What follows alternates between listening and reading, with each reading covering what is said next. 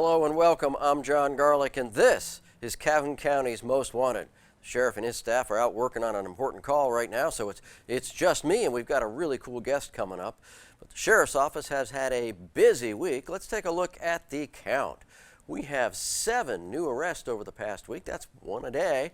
So our count now is 4,943 people brought to justice because of you folks listening in, calling in the Crime Stoppers line, giving us tips and information about where some of these folks might be so that we can bring them to justice and bring some closure to the victims of these crimes.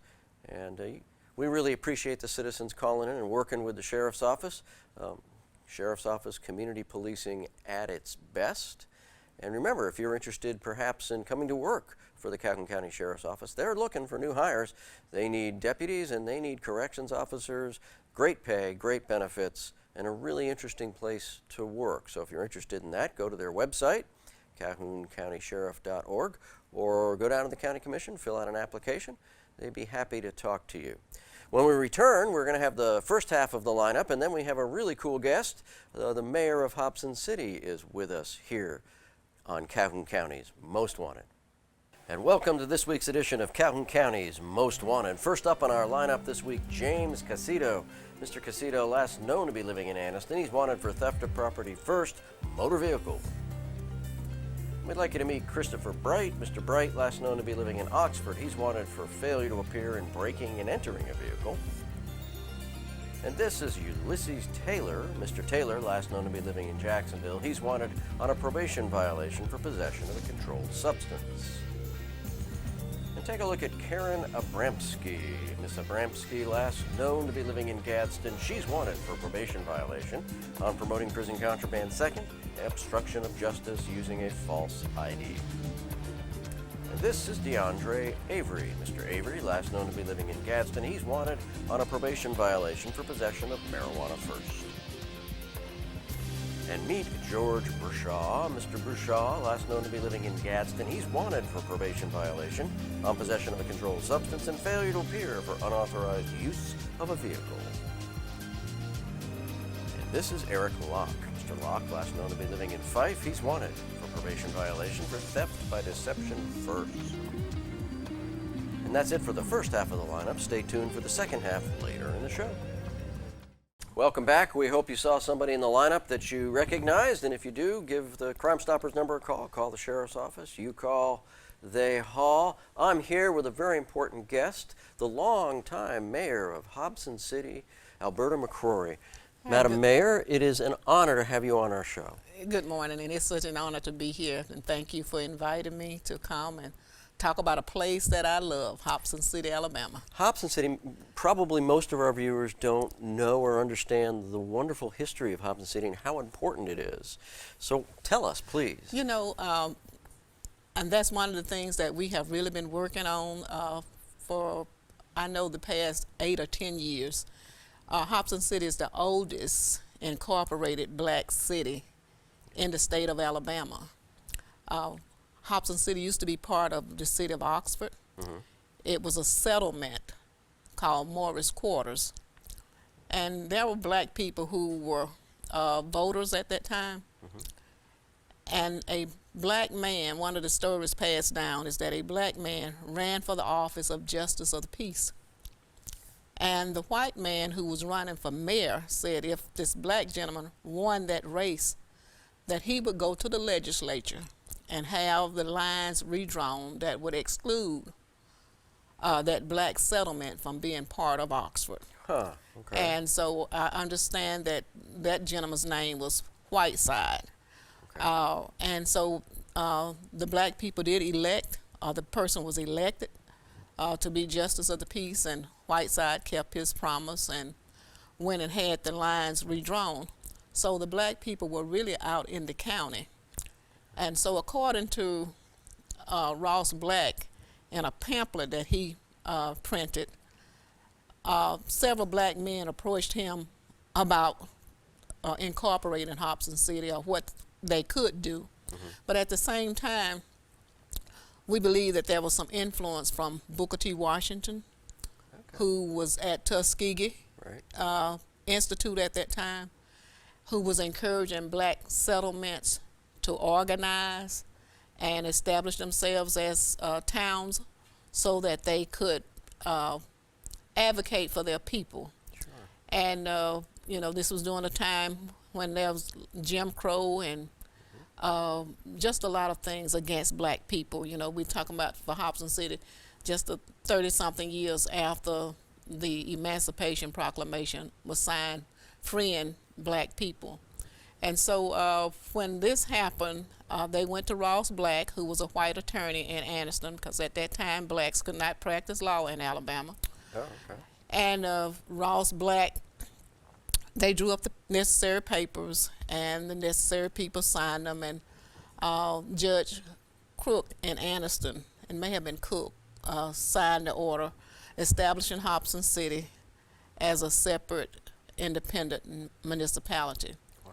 And so one of the articles, I believe it may have been the New York Times, because there were several articles about, because this was really big news. Yeah.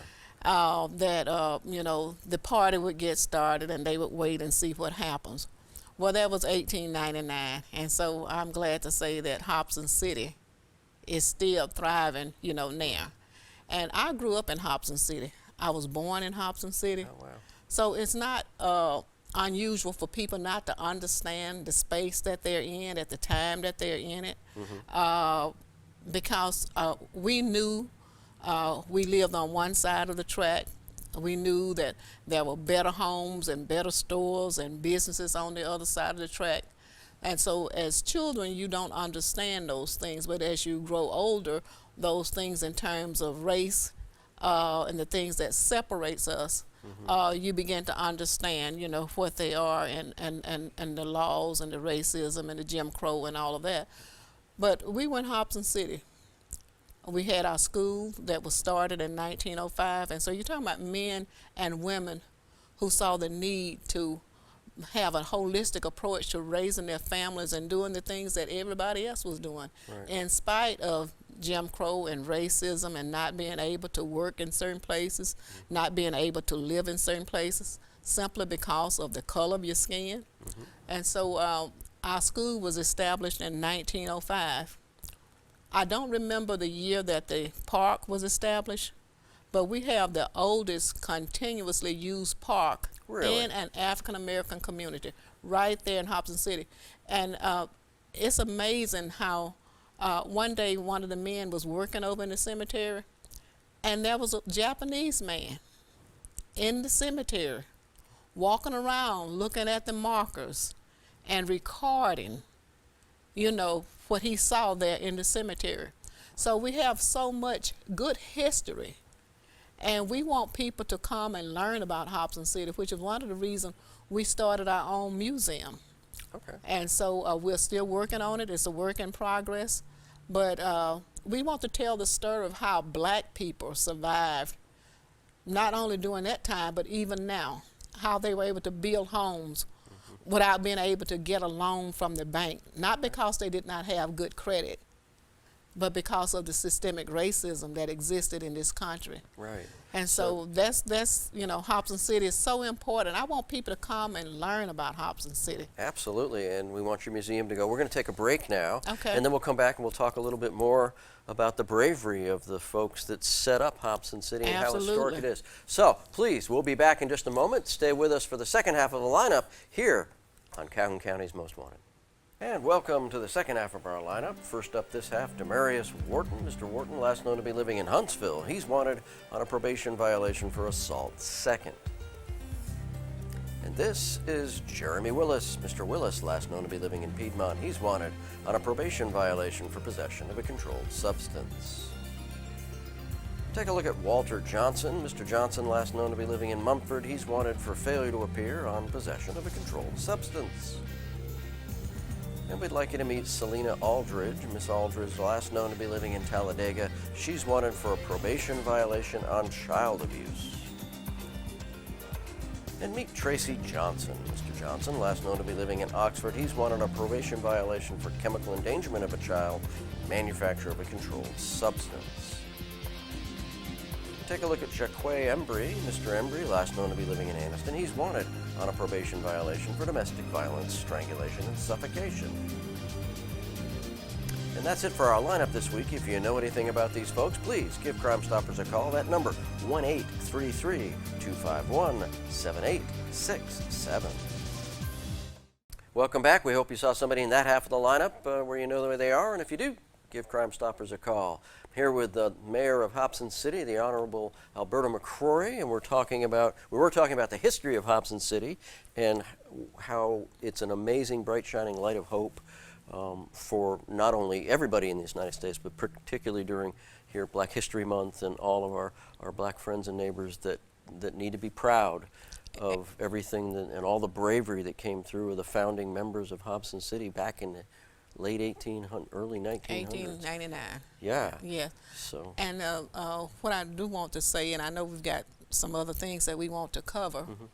Our charter was abolished in 1909, but the fathers kept existing. People kept, they kept having their meetings. They kept having elections every year. They participated in national elections, local elections, and state elections.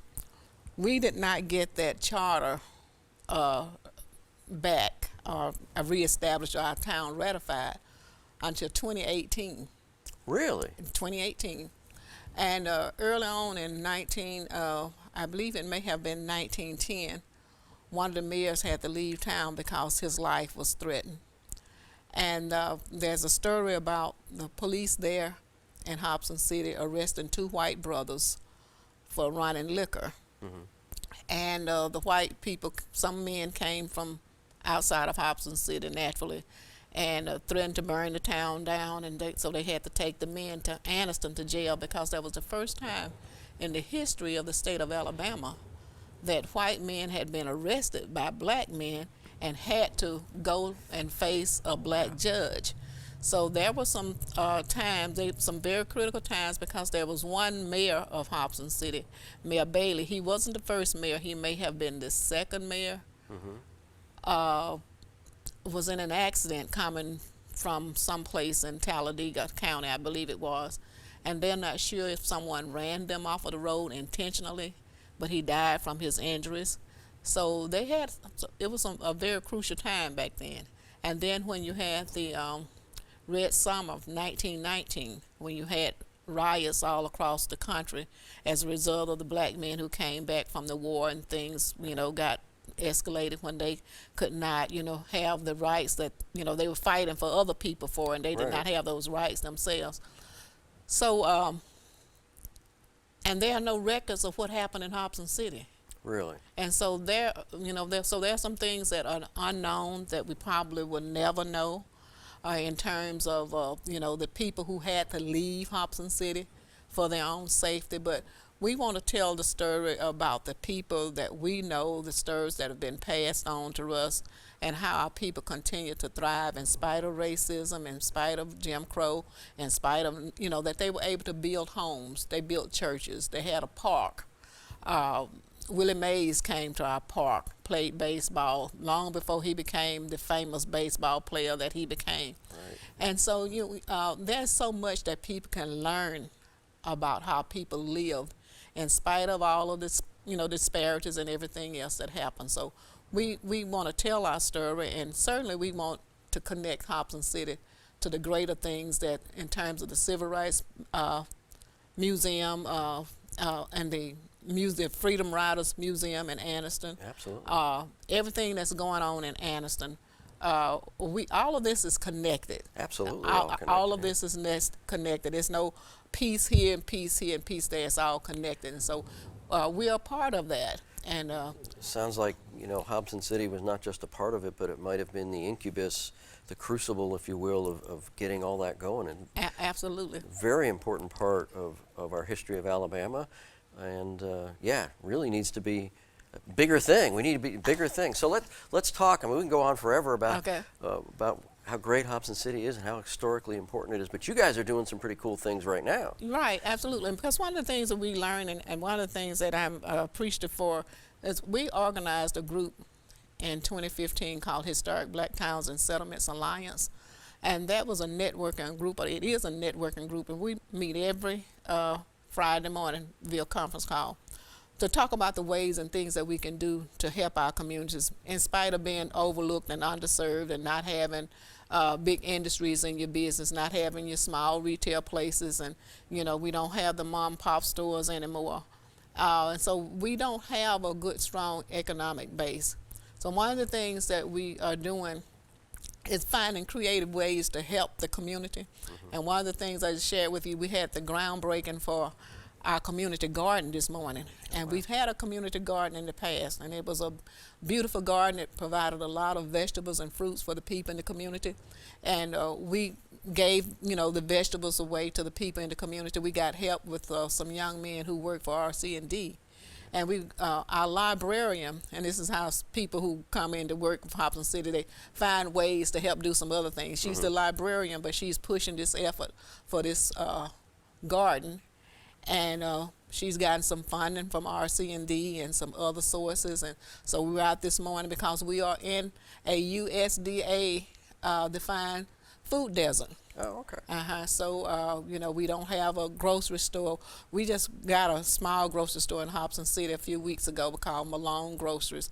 I think they call it Hobson City Grocery Store, but it's operated and owned by a young lady by the name of Michelle Malone. So we encourage people to support that. And so then we got the garden. And then we've had some very good partnerships with the University of Alabama. So can we got to take a break, and we'll come back. And Okay. We're going to have a couple more minutes with you before we close out the show. So we're going to be talking more about Hobson City, so stay with us here on Calhoun County's Most Wanted. And welcome to the Crime Stoppers portion of our show, where we ask your help on the following cases. First up, between January 31st and February 7th, a 2006 black Chevrolet Colorado was stolen from an address on Stadium Drive in Alexandria.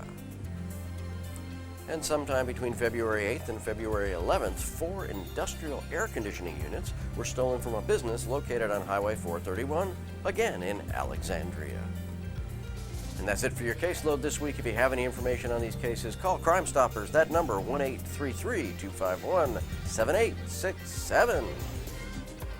And we're back. Madam Mayor, let's get right to it. We got only a couple of minutes, and you got some important stuff. So. Yeah, I want to talk about our relationship with the Community Foundation of Northeast Alabama. Okay.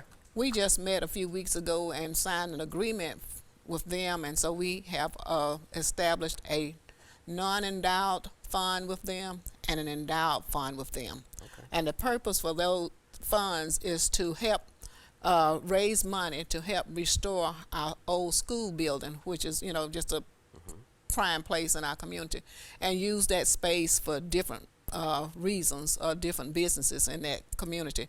We already have Head Start there, and our city hall is located there. So we're going to be rolling out our plan, and it's something where everybody can contribute to help Hobson City. So like a business incubator, maybe.